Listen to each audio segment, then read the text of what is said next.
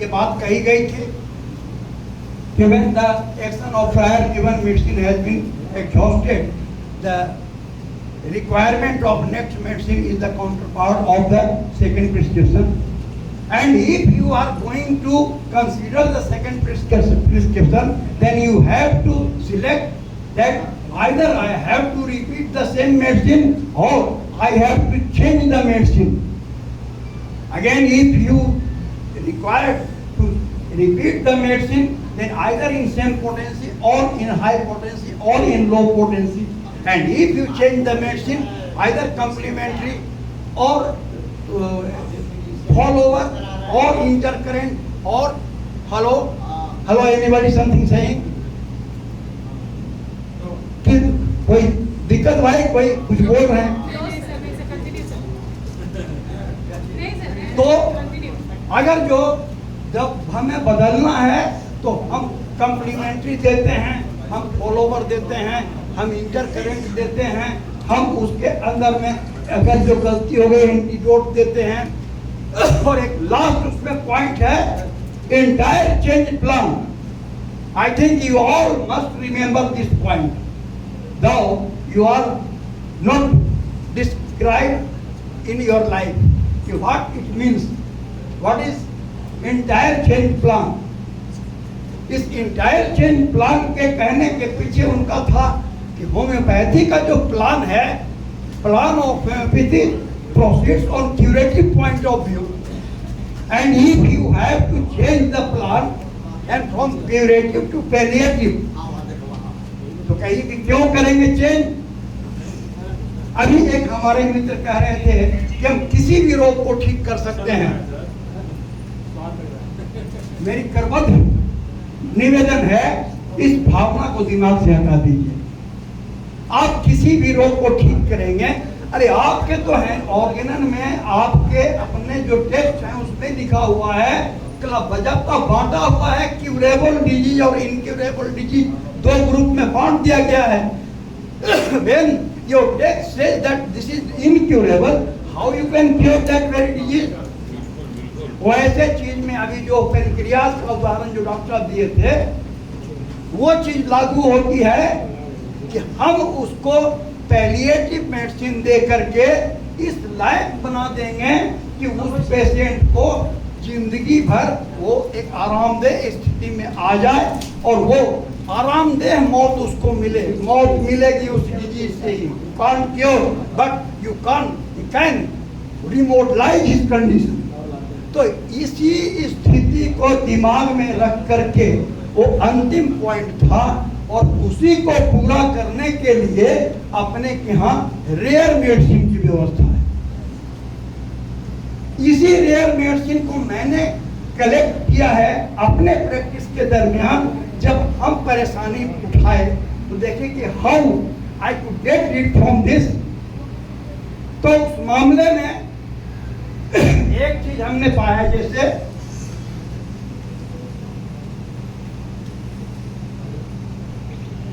एक कंडीशन हमने यहाँ पहले इसके लिए तो मैंने किया है कि certain medicine are called rare probably for two reason.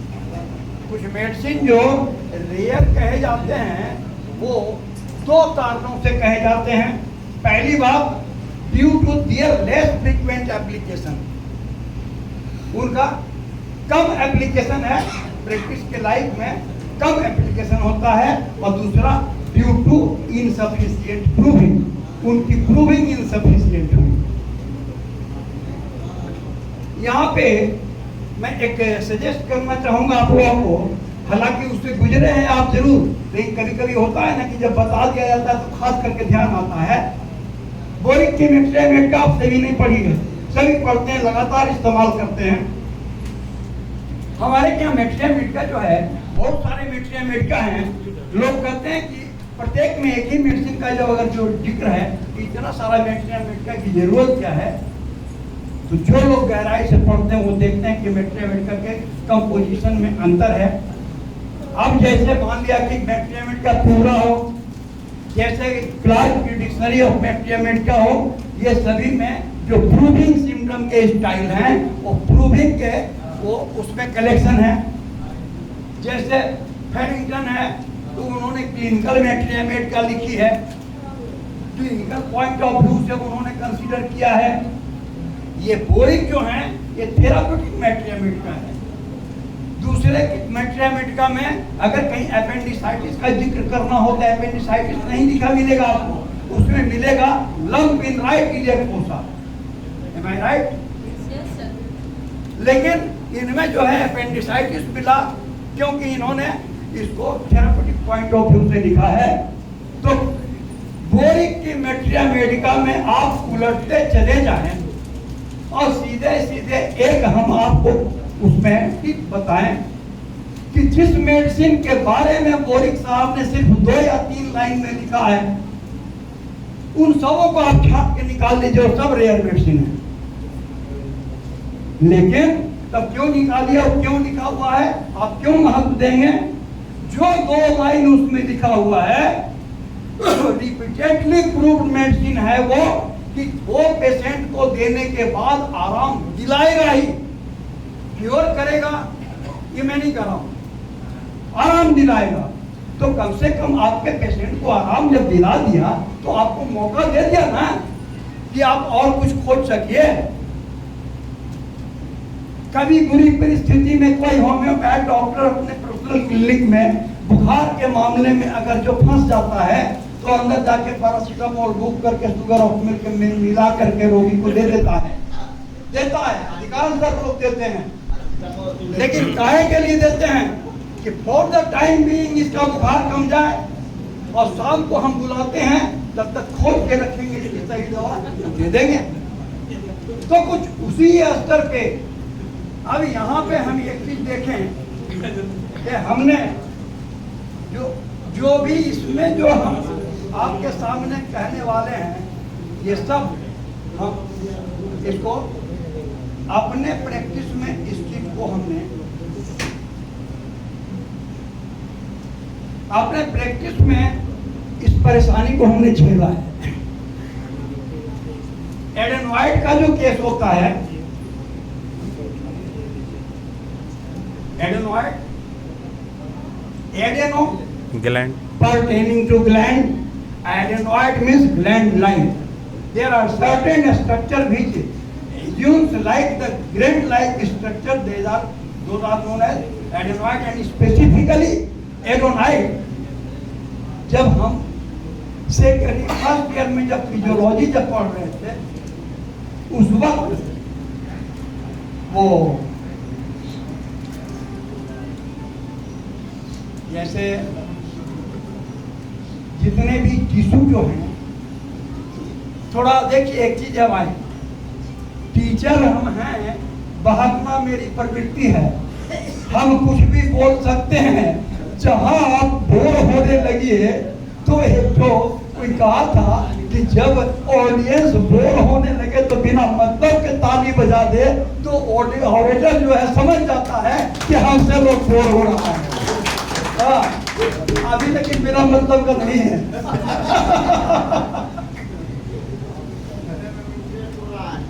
तो उस समय हमने ये पढ़ा था कि जो कनेक्टिव टिश्यू के अंदर में जो डिफरेंट जो टिश्यू हुए, एरियोलर टिश्यू है, white fibrous yellow elastic, adipose tissue, reticular tissue, ये सब में ब्लड एंड हेमोपोइटिक टिश्यू। ये ब्लड एंड हेमोपोइटिक टिश्यू के अंदर में आपने देखा कि 2 सोर्स से उस टिश्यू में सब्सटेंसेस आते हैं, एक माइलॉइड सोर्स से और एक लिम्फोइड सोर्स। माइलॉइड सोर्स से आता है आपका आरबीसी, डब्ल्यूबीसी और प्लेटलेट, और लिम्फोइड सोर्स से आता है लिम्फोसाइट। तो ये जो गला का ये इलाका जो है इस इलाके में एक घेरा इस तरह का लिम्फोइड टिश्यू का है। 6 छोटे छोटे ग्लैंड चारों ओर से इसको घेरे हुए हैं और बीच में भी लिम्फोइड टिश्यू से वो आपस में मिला हुआ है। ये बहुत इंपॉर्टेंट था उस समय के लिए, अब आप लोगों के लिए इंपॉर्टेंट भी नहीं होगा और आप लोगों को जरूरत भी नहीं होगी। लेकिन जिस दिन फर्स्ट ईयर में पढ़ते थे तो अक्सर एग्जामिनर पूछते थे कि what do you mean by Waldeyer ring, this is Waldeyer ring. Area ring like structure surrounding the neck of lymphoid tissue. इसके अंदर में जो दो जो हैं जीभ के नीचे सब लिंगुअल वो टॉन्सिल कहे जाते हैं, और जो चार जो हैं तो यहाँ ऊपर में ये पैलेट के बगल में दो फेरिंग्स में ये चार जो है ये एडेनोइड कहलाते हैं। और उस एडेनोइड के बढ़ जाने के बाद अक्सर स्थिति ये आएगी, बच्चों में अक्सर ये मिलेगा आपको, अगर एडेनोइड अगर जो उसका बढ़ा हुआ है इन्फ्लेम्ड है, वो इसी स्थिति में बच्चा जो है वो श्वास लेने में उसको दिक्कत हो रही है। बच्चा सोता है तो मुंह खोल करके सोता है, माँ कहती है कि बच्चा श्वास नहीं ले पा रहा है, मुंह खोल करके सोता है। इस तरह के कंप्लेन को अगर देखें, हम जब एक थोरो इसका जब रिपर्टाइज करने की कोशिश करते हैं तो कुछ मेडिसिन बड़ा प्रोमिनेंटली इसमें मिलते हैं, depending upon the opening of the mouth during sleep. तो उसके अंदर में लाइकोपोडियम कैल्केरिया, ओपियम नक्स, ये कुछ प्रोमिनेंट मेडिसिन है। इस आधार पे मैंने उस बच्चे को इसी में से मेडिसिन दिया, लेकिन मैंने अंतिम स्थिति की जिस दिन हुआ उसकी माँ आ रही थी तो हमको डर लग रहा था कि फिर कहेगी कि नहीं कुछ हुआ है, तो लगे कि अब क्या करें, हम पीछे से भाग जाए गाड़ी करके, लेकिन कहाँ भागते, प्रैक्टिस तो वहीं करना था। क्या हुआ, बोला कि ना डॉक्टर साहब कहाँ, कुछ नहीं, अभी तो वैसा ही है। तो उस दरमियान हमने कहा कि ठीक है भाई, आज तो नहीं तुमको कोई दवाई नहीं। मेरी एक आदत है, हम प्लासिबो जो है ना उसको अवॉइड करते हैं देना। हालांकि प्लासिबो जो है हमारे यहाँ वो बने ऑर्गेनिक के द्वारा अलाउड है कि प्लासिबो दीजिए पेशेंट को साइकोलॉजिकल सेटिस्फेक्शन के लिए, लेकिन हम चाहते हैं कि एक खुराक दवाई देकर के 1 महीना तुमको रखेंगे और तुमको ये विश्वास दिला लेंगे कि होम्योपैथी में एक खुराक दवाई से रोगी ठीक होता है। तो उसी रूप को उसको मैंने मना कर दिया, कल तो माना। और रात में खोजते खोजते एक दवा हमको दिखी, एग्रेफिस न्यूटेंस। ये जो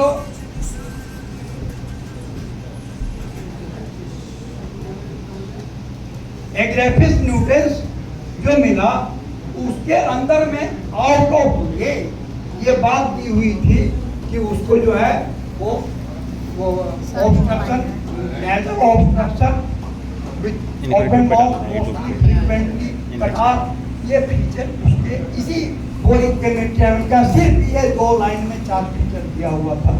हमने कहा कि हम ट्राई करें इसको, और दोस्तों जब उसको दिया जी, लोअर पोटेंसी जनरली मोस्टली देखिए, इस तरह के कोई भी दवा अगर देते हैं तो एक जनरल आइडिया मान लीजिए कि potency must be lower, but one thing you must remember, lower means no mother tincture. Mother tincture को होम्योपैथिक मेडिसिन के रूप में माना ही नहीं जा सकता है। मदर टिंचर जो है वो तो उसका सोर्स है। जब मदर टिंचर के रूप में किसी को देते हैं तो आप ये क्लेम नहीं कर सकते हैं कि एलोपैथ की दवा जो है वो साइड इफेक्ट करती है, हमारी नहीं करती है। आपका मदर टिंचर साइड इफेक्ट करेगा, क्योंकि उसके अंदर में तो सारे चीज जो है फिजिकल और केमिकल प्रॉपर्टीज वहाँ है ना। साइड इफेक्ट कब होता है? On the basis of physical and chemical property of the medicinal substance which produces certain condition in the patient. तो minimum 3x 2x 3x and onward up to 30, ये जो है किसी भी इस तरह के इस्तेमाल में आप कर सकते हैं। हमने इस पेशेंट को 6 दिया था।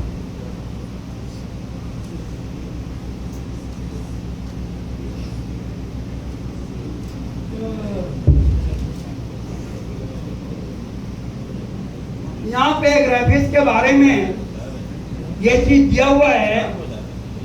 जनरली इसके जो क्लिनिकल पॉइंट ऑफ व्यू से, इसके एडमिनिस्ट्रेशन के जो इसकी जो अनुशंसा है कि एडेनोइड, कटार, डेफनेस एंड डायरिया, ये 4 बातें मुख्य हैं, मोस्ट प्रोमिनेंट है इसके लिए। एडेनोइड के ऊपर तो हमने करके देख ही लिया। एक्चुअली उसी के साथ जुड़ा हुआ कटार है जनरली जो डिस्चार्ज फ्रॉम द नोज, जो राइनाइटिस के रूप में आम रूप में लोग जानते हैं उसको। ये डेफनेस जो है, डेफनेस के मामले में थोड़ा कंफ्यूजन हो सकता है आपको कि ये एग्रेफिस डेफनेस को कैसे दूर करता है। तो ये जानने के लिए पहले आपको डेफनेस के क्लासिफिकेशन को जानने की जरूरत पड़ेगी। जनरली डेफनेस जो है वो 3 तरह का होता है। एक नर्व डेफनेस, दूसरा कम्युनिकेटिव डेफनेस एंड तीसरा है थ्रोट डेफनेस। कम्युनिकेटिव डेफनेस का मतलब कि अगर कान के ऊपर एक्वास्टिक नाल के द्वारा जो आवाज जा रही है उसका धक्का जो पड़ता है ये टिम्पेनिक मेम्ब्रेन के ऊपर, तो टिम्पेनिक मेम्ब्रेन में जुड़ा हुआ जो है वो ये इसका जो माने मेलियस से जुड़ा हुआ इंकस और उससे जुड़ा हुआ स्टेफिस, जब ये दबाव पड़ करके उसका जब नहीं पड़ पाया, सब कोई समझ पा रहे हैं इस चीज को, समझ पा रहे हैं ना? वो जो है जब मिडिल ईयर के अंदर का ये स्ट्रक्चर है और इसके पीछे जो स्ट्रक्चर कॉक्लिया जो होता है वहां पे लेबिरिंथ होता है, लेबिरिंथ में पेरिलिम्फ होते हैं। ये दबाव जब पड़ता है तो पेरिलिम्फ पे जो मूवमेंट होता है वो घूमते घूमते केंद्र पे जाता है जो कि मोडियोलस कहते हैं, और वहीं पे वेस्टिबुलो कोक्लियर नर्व रहता है। वहीं पर ऑर्गन ऑफ कॉर्टी फिर एक महत्वपूर्ण चीज है जो एग्जाम के लिए आप लोग बहुत याद किया होंगे अपने स्टूडेंट लाइफ में। वो ऑर्गन ऑफ कॉर्टी वहां पे रहता है। वो जो है जैसे कि नाली में पानी बह रहा है, उसके ऊपर अगर जो दूध का अगर जो बढ़ जाए तो ऐसे से पत्ता उनका हिलेगा ना, वो वहां पर वो हिलता है और सुनाई पड़ता है। अगर इस कम्युनिकेशन में गड़बड़ी हो गया तो ये कम्युनिकेटिव डेफनेस है, और अगर वो रिसीव नहीं कर पा रहा है तो वो नर्व डेफनेस है। और यदि